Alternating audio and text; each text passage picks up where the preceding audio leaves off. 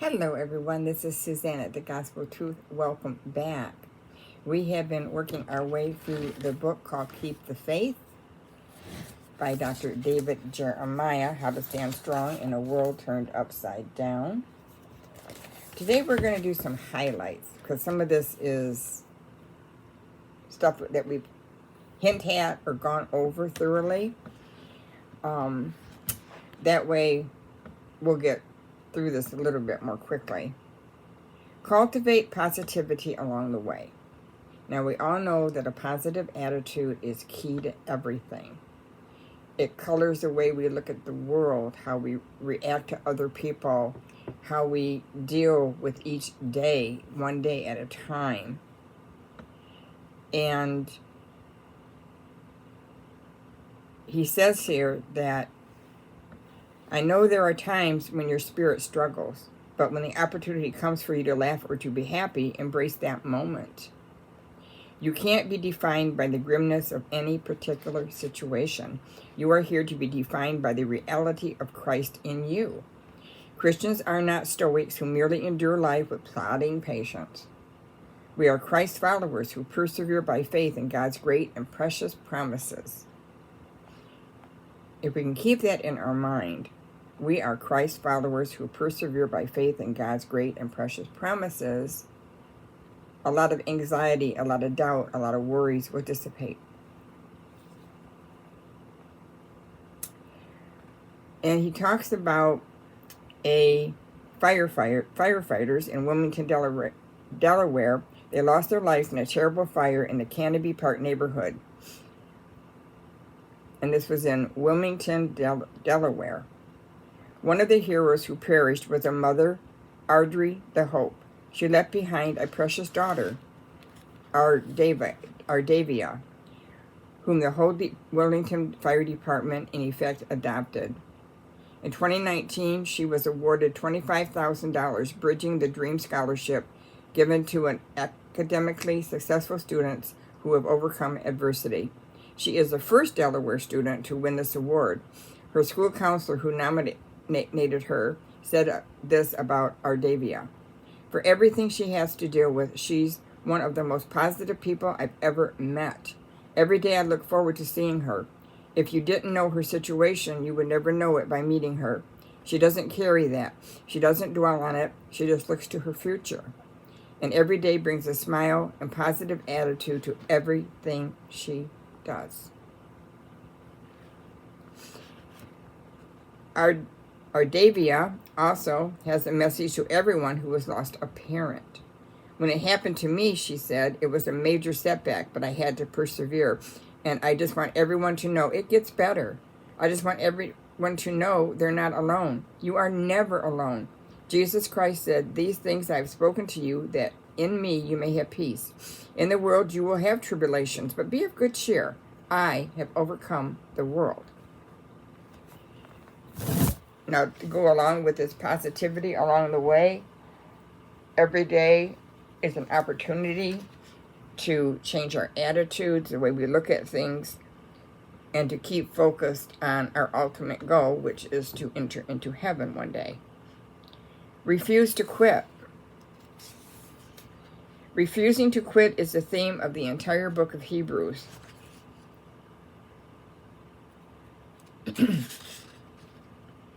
The writer was addressing a group of discouraged Hebrew believers, and the key text in the chapter 10. So do not throw away your confidence. It will be richly rewarded. You need to persevere so that when you have done the will of God, you will receive what he has promised. Do you remember what Luke said about Jesus when the time came for him to leave Galilee and travel toward Jerusalem, where he knew he faced arrest, torture, flogging, and death by crucifixion? Luke 9:51 says, now it came to pass, when the time had come for him to be received up, that he steadfastly set his face to go to Jerusalem. What remarkable words. Luke seemed to indicate that a look of unconquerable resolution came over our Lord's countenance, an expression that said, there is no turning back, let's go do this. There's no turning back, let's go do this. if we're facing cancer, chronic pain, tragedies of all shapes and sizes. There's no turning back. Let's get this done. Let's persevere. We're going to be better for it in the end.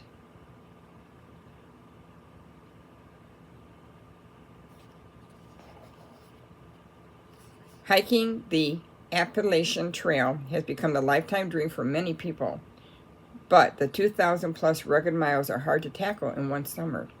Most hikers who set out from Georgia to Maine never finish, often because of injuries. Jennifer Davis did it 3 times. On one hike with her husband, Brew, Jennifer suffered shin splints, hypothermia, and major illness. Within 2 weeks of starting, she told her husband she wanted to quit. If you really want to quit, that's fine, but you can't quit now. He told her to eat, rest, take her medicine, and complete at least one more day. By the end of the next day, Jennifer had regained her strength and was ready to press on until she made it all the way. That's wise advice, isn't it? If you want to quit, that's fine. Just don't do it today. Keep the faith until the sun rises tomorrow. You'll have a whole new outlook in the morning. And I know there have been nights where I haven't been able to sleep all night. And I'm still kind of draggy the next day. But I still keep hope and prayer that the next night it will resolve itself and I will start sleeping better. That's happened several times to me. I didn't let it drag me down. I tried not to let it color my day. Because let's face it, when you're tired and really hungry and sweaty and just everything's coming down on you during the day, it's hard to drudge through those days. It's hard to put one step in front of the other because you're so draggy, and you try your best not to lash out at other people or take it out on them, because this too shall pass. Everything in the Bible, this too shall pass. And it's the same with us in our day and times. All this too shall pass. We don't need to be biting our fingernails and worry about the upcoming elections.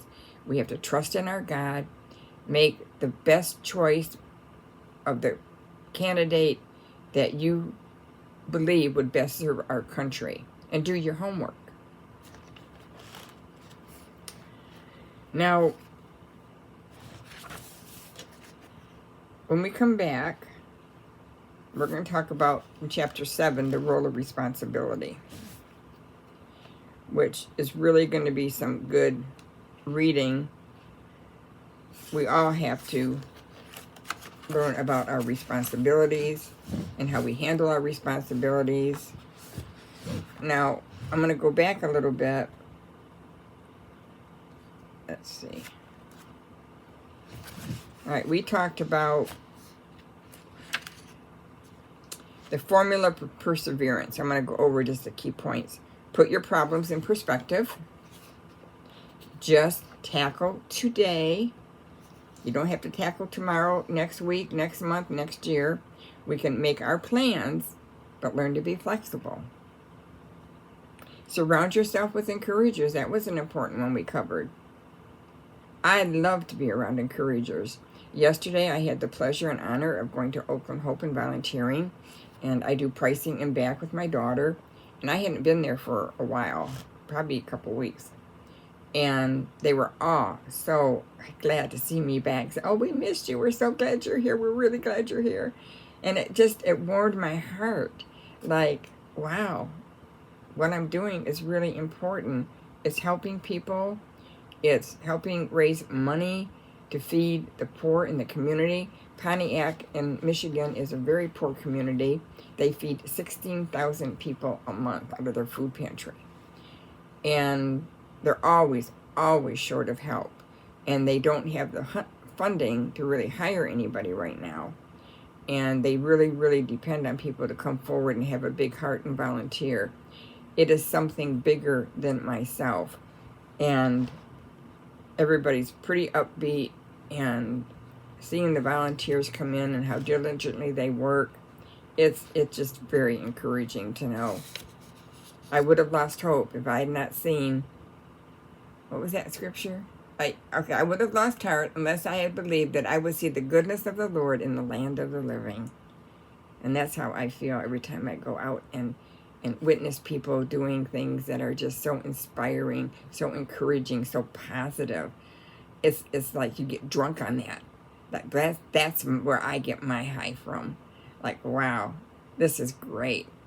And I see the goodness of the Lord in the land of the living every day. When know to take a break.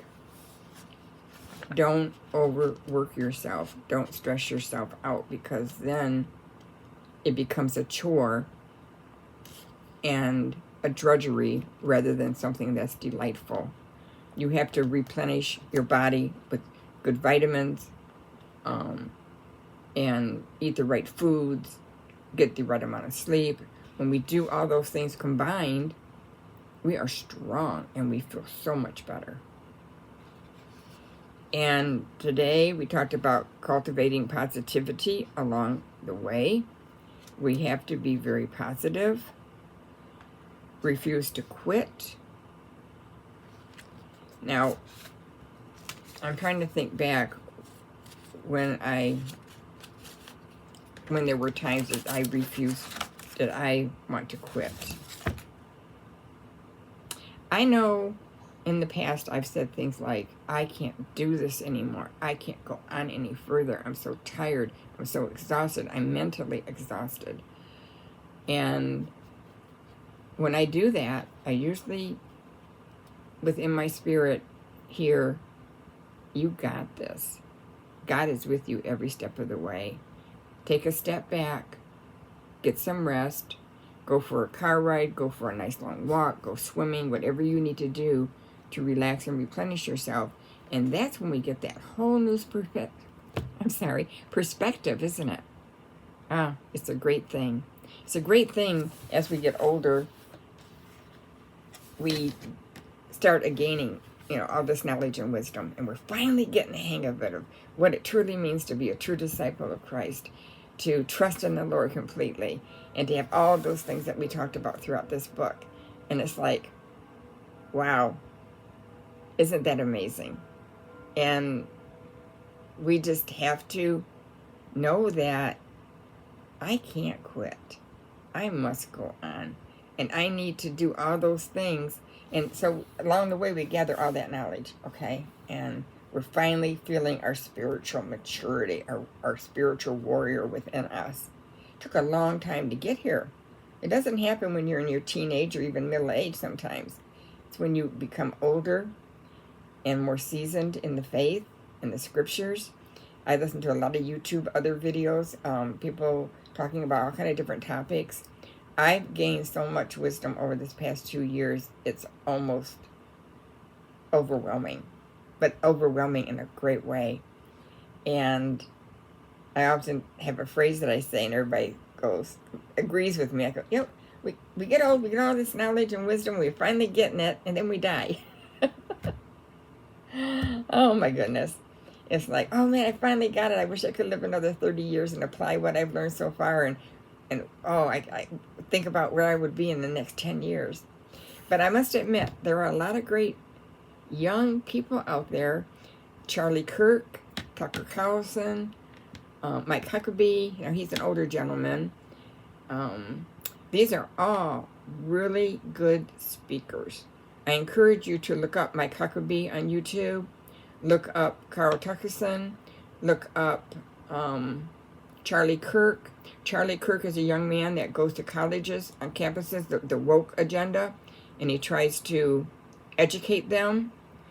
And this man is so smart. He has so much knowledge and wisdom for a young man. And I think, what happened to me? We all have our things that happen to us when we're growing up. Some of us didn't have as nice of a bringing up as others did. There was a lot of turmoil and strife. A lot of children are brought up in homes where they get beaten regularly. They have parents that are drunk, parents that are on drugs. They have gay parents. They have all these obstacles. I myself, being a sufferer of child molestation, I always had men grabbing at me and close family members doing things to me that should have never been done. And it did color the way I grew up, very much so. And it took me till I was about 25, 26 when I started going to church. And I mean, I even married a guy that was supposedly a Christian. He passed out candy to the kids. Everybody loved him in the church. He was well known. And I thought, wow, wow, I got a great Christian guy here. And come to find out, a few years later, he molested my children. I was heartbroken. Like, I don't get it. I thought I had a good Christian man. And, you know, maybe there were signs along the way. Maybe I should have questioned more. I don't know. But then later on, I did meet a great Christian man, great Christian values, Michael. Sadly, he passed away when he was 49. He had a bad heart. And then about a year later after that, I met my husband, Ron. Ron has been such a delight in my life. He's strong in his faith. He's grown since we've gotten married. We've both grown in our faith tremendously. There's nothing he wouldn't do for me or for my daughter or my grandkids. And I'm treated like a queen, really. I really am. I really got it made with him. And I try to be that Christian wife back to him. And it's a win-win situation, and I'm so thankful, and I'm so thankful to God. And he really encourages me when I'm feeling down, when I'm at my worst in pain. He comforts me. It's just great. It's great when you can find that, when you can have that. And I am so glad that I overcame. It came a little late in life when I overcame all my trauma from childhood, but here I am. I'm strong in the Lord. I forgave myself because I always thought I was the cause that this was happening to me, which I learned through about a year of counseling that it wasn't my fault. And one time the counselor asked me to bring in a picture of myself when I was a little girl, and I said no. And he said, why not? And I said, I don't like her. He said, why not? And I said, because she should have told somebody or something. And he looked at me really strange, and he said, really? He said, you were a child. You had no control. You didn't have the ability to reason things out. And you were scared. Like, who would believe me?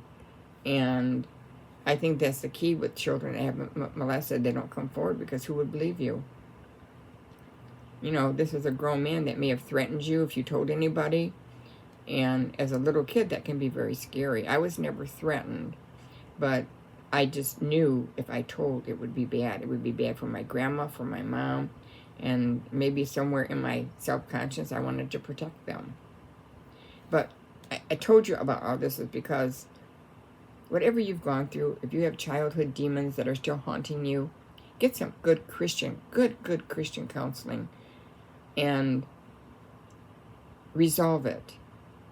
You'll be surprised the transformation that comes over you. The calmness, finally, after many, many years of sorrow and many mistakes in your young life. You know, I did a lot of things in my younger years that I'm not proud of. And I think, how could I have been so stupid? How could I have done that stuff? That was pretty bad stuff. And then I think, because you didn't have Jesus in your life, Suzanne. You had no guideline. You had nothing to follow to lead you to the right path in life. And then one day, I found that path. And my journey through my Bible, through the years, I have grown so much. This is my all-time favorite Bible. Someday I'll get out my first Bible I had for many years. In fact, it was, I think I told you before, it was absolutely falling apart. Horribly.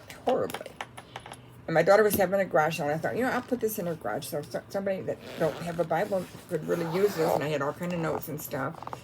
Well, she was horrified Well, she snuck it out of the sale and put it back. And my following birthday or Christmas, she gave it back to me. She had it rebound. She redid a lot of the pages, and she put notes in them. And I'll drag that out and read what she wrote. And that meant so much to me. And she says, Mom, don't you ever get rid of any of your Bibles. And she said, I remember as a kid you reading the Bible and studying all the time. And she said, it should never be retired. So I thought, wow, she was paying attention when we were growing up. That's great. All right, everyone. That's our lesson for today. And I love each and every one of you. We do have a new subscriber. I forgot her name. You know who you are. Please make a comment on the video. Introduce yourself so I can introduce you to our group here. I try to come on every day and do a devotional, read from a book. We've done studies in the past.